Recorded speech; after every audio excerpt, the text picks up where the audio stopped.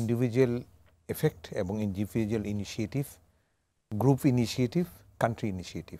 আপনি একটা কথা বলেছেন যে ডক্টর ইউনূসের সাথে ব্যক্তি, এই সম্পর্কটা তো ব্যক্তিগত সম্পর্কের কারণে রাষ্ট্রীয় সম্পর্কে হয়তো প্লাস হতে পারে, মাইনাস হতে পারে। এই তো প্রেসিডেন্ট ট্রাম্পের মতো একজন লিডারের কাছে ব্যক্তিগত ইনফ্লুয়েন্সটা কাজ করতে পারে, because his team is somehow manage or influenced by the Indian origin Americans.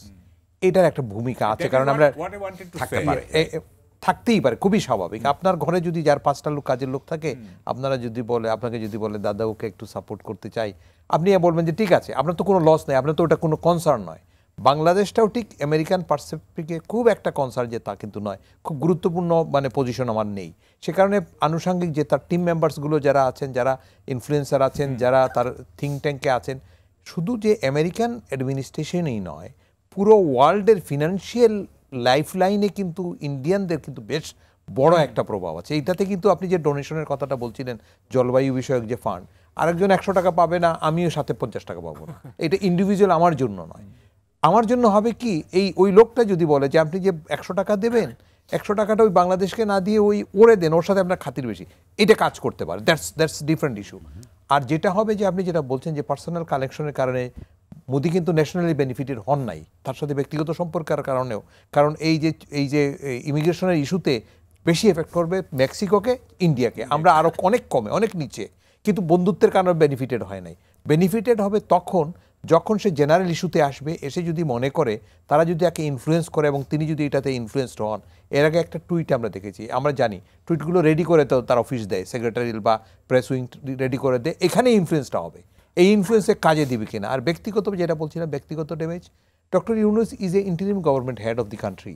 বাংলাদেশকে যদি আমেরিকা মনে করে যে একটা এলি কান্ট্রি হওয়া উচিত তাদের জন্য, মডারেট মুসলিম, এই কনসেপ্টটা প্রেসিডেন্ট কতটা ক্যারি করবেন আমি ডাউটফুল, কারণ উনি এইসবের মধ্যেই নাই, উনি শুধু ব্যবসার মধ্যে, যে কারণে ইলন মাস্ক সবচেয়ে বেশি এই মুহূর্তে তার কাছে সবচেয়ে কাছের এই জায়গাগুলোতে না, তাকে অনেক কিছু দায়িত্ব দিয়েছেন, কিন্তু অনেক গুরুত্বপূর্ণ কিছু ইলন মাস্ক জাকারবার্গকে যেভাবে সে মূল্যায়ন করছে, ইলন মাস্কের আপনি দেখেন করবে, আপনি দেখবেন এখন, কারণ ইলন ওই যে আপনার ওই যে কি ওয়াল টল তোলার ব্যাপার আছে না, তখন কিন্তু ফান্ডিংয়ের ইস্যুসগুলো আসবে, দেখবেন আরো সামনে আসবেন, কারণ তিনি ব্যবসায়ী মানুষ।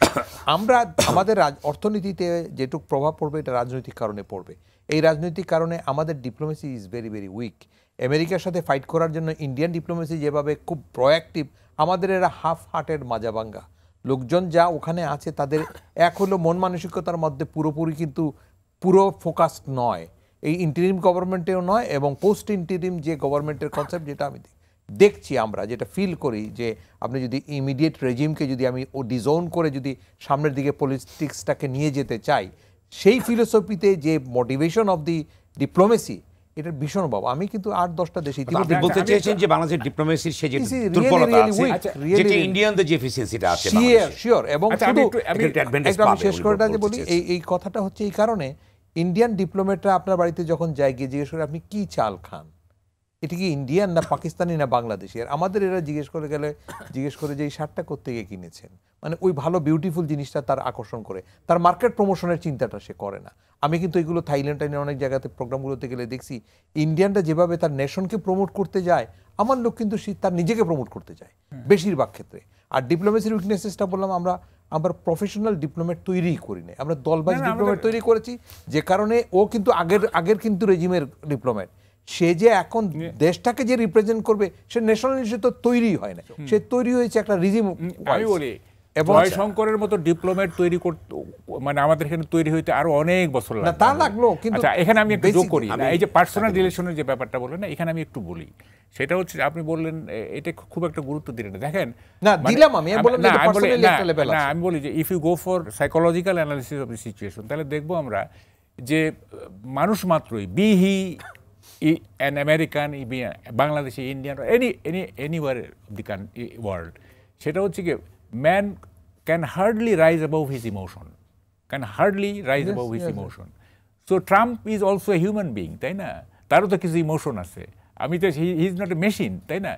তো যেহেতু তার ইমোশন আছে, এই যে ডক্টর ইউনূসের সাথে তার যে এখন যে অ্যান্টাগনিস্টিক রিলেশন আর কি, যেটা আমরা জানি, এটা কিন্তু সেই আগের ইলেকশনের আগে হ্যাঁ তখন থেকে একটা ডিফারেন্ট পার্টি ডিফারেন্ট ক্যান্ডিডেট হ্যাঁ। করেছে, কতটা বেয়ার করবে সেটা বেয়ার করবে এবং কিছু লোক হয়তো ইনস্টিগেট করতে পারে এটাকে, এই যে আপনার হয়তো ওই যে আগে দুশ্মনী ছিল স্যার, না আগে বেসিক কোয়েশ্চেন ইজ মানে could he rise above his emotion No, or not, that is মানে ধন্যবাদ ডক্টর